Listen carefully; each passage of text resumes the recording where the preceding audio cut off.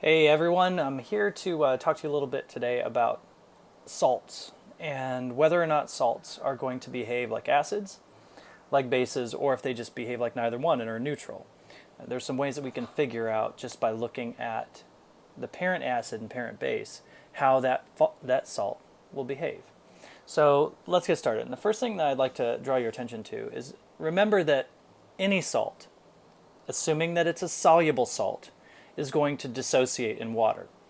And that process is technically called hydrolysis. And hydrolysis is just going to be a situation where water is able to cleave or break some bonds. So when something dissolves like an ionic substance, it makes sense that hydrolysis occurs in the sense of water surrounds and solvates these ions. This process is also called solvation, where water surrounds those particular ionic compounds. And sodium chloride is our typical example that we see, where the oxygen on water is close to the sodium ions and the hydrogen components of water surround the negative chloride ion. Okay, so that's probably stuff that you may already know. Let's talk about some more unique situations involving acidic and basic behavior. Let's start with the substances that don't behave like either one. And here's what we need to know. In order to be able to predict whether or not a substance is going to behave whether a salt is going to behave as an acid or base, you have to look at the parent acid and the parent base that created it. So if you have a scenario where the salt has a parent base that's strong and a parent acid that's strong, the resulting salt behaves like neither one because none of the parents are stronger. So the salt behaves neutrally. And here are some examples. Potassium chloride, who the parent base would be potassium hydroxide. Parent acid would be hydrochloric acid. Potassium nitrate, the parent base would be potassium hydroxide again, and the parent acid would be nitric acid. Sodium chloride, which is just sodium hydroxide and hydrochloric acid, react to make sodium chloride. And then sodium nitrate. Notice in all four of these examples, the parent acid is a strong acid, and the parent base is a weak base. The parent base is a strong base. Now, since neither parent is stronger than the other, the resulting salt behaves neutrally. It doesn't interact meaningfully with water aside from dissolving. So that means the only thing that really matters to us in the case of a neutral salt is a process that we've already known all along, which is just dissociation. So if you take a salt that's solid and you add it to water, water will surround it and make it dissociate. It will be solvated by the water molecules, and then you'll just get, you'll just get the ions surrounded by water, like you saw in the original picture. And the only thing we need to remember is here it's aqueous. There is no meaningful interaction with water in terms of acid or base behavior. It's just dissociating. Now let's look at a situation where we have an unequal match in terms of parent acid and parent base. So if we look at this example, we've got a scenario where the parent base is strong and the parent acid is weak. And some examples here: sodium acetate, potassium cyanide, and sodium fluoride. Notice that in this case, the cation behaves neutrally because the cation comes from the stronger parent, in this case the base. The anion behaves basically. Okay, the anion behaves basically. So this is really the piece we need to pay attention to, this anion, because that's the part that's really going to react with water. So let's see if we can understand why that is. And let's look at an example like KCN. So for KCN, we know that KCN is a soluble salt. So in reality, it exists like this. Now if it's going to react with water, this is basic hydrolysis because it's making the anion here is acting as a base. And if you remember from our Bronsted-Lowry theory of acids and bases, a base is a proton acceptor. So stop for a minute and think, which of these three things is going to be able to donate a proton for Cn- to be able to accept? And if you think about it for a second, then that means that water has to play the role of the acid in this case. And that means for us that Cn- acts as the base. And you'd say, well, what about K+?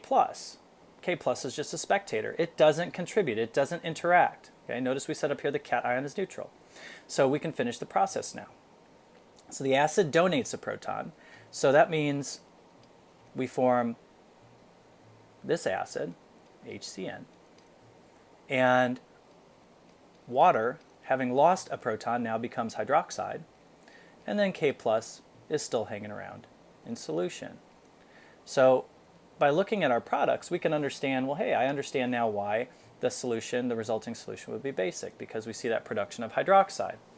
And the key reason why this works is because HCN, it's a weak acid, which means in terms of an equilibrium position for what we've written, the right-hand side is favored. Okay, so any of these salts, if you look at the parent base, it's got to be strong, and the parent acid has to be weak. In that case, the anion will act like a base, reacting with water to make an acid and hydroxide and K+. And it's this hydroxide ion concentration that's determining the pH of the resulting solution. So let's look on the flip side for something that behaves like an acid. And I'll bet you could probably guess by now, because you may have noticed a pattern. For a neutral salt, both parent acid and base are strong. For a basic salt, the parent base has to be strong, the parent acid has to be weak. Well, now we have a situation where the base has to be weak, and the parent acid, has to be strong. And some examples of that are ammonium chloride and ammonium nitrate. And in this case, we're paying attention to the cation. It's the cation that's behaving as the acid, and the anion doesn't play a role, again, because the anion comes from the strong parent, okay, the strong parent, and the resulting solution has to be acidic. So let's see if we can make sense out of this. So we're going to pay attention to the cation, and let's just we can use ammonium nitrate as an example. So we've got ammonium nitrate, which, let me clean that up a little bit, because we remember it's a soluble salt, so it's dissociated.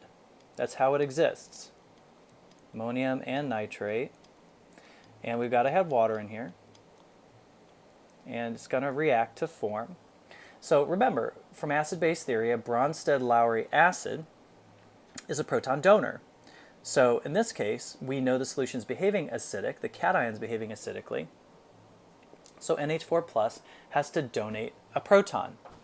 And that proton has to go to something that can accept it. And the thing that's going to accept it is the water. So in this case, the water behaves as a base, and the ammonium ion behaves as the acid.